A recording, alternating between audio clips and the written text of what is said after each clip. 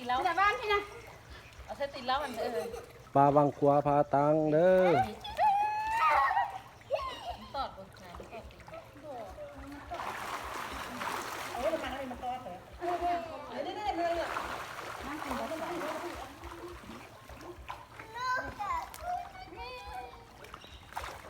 ตัวน้อยนี่เดี๋ยวมาใช่ไหมใกล้ๆนะ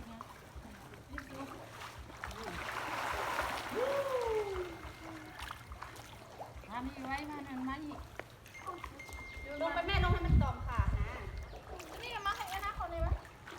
นี่เอาจะไปดื่มนี่แหละมันก็ไปตอมขึ้นโน่น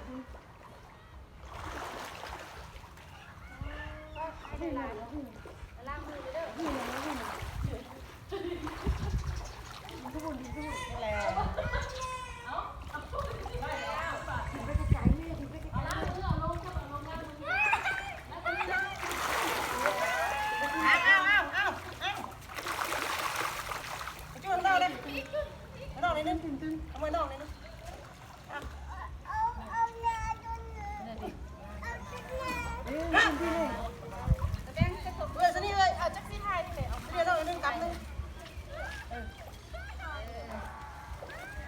เอาไปโตก็ดีแล้วนี่นะ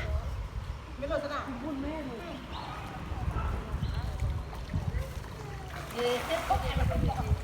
ไม่อยากเกาะอันนี้นะขวายอย่าง ขวาพา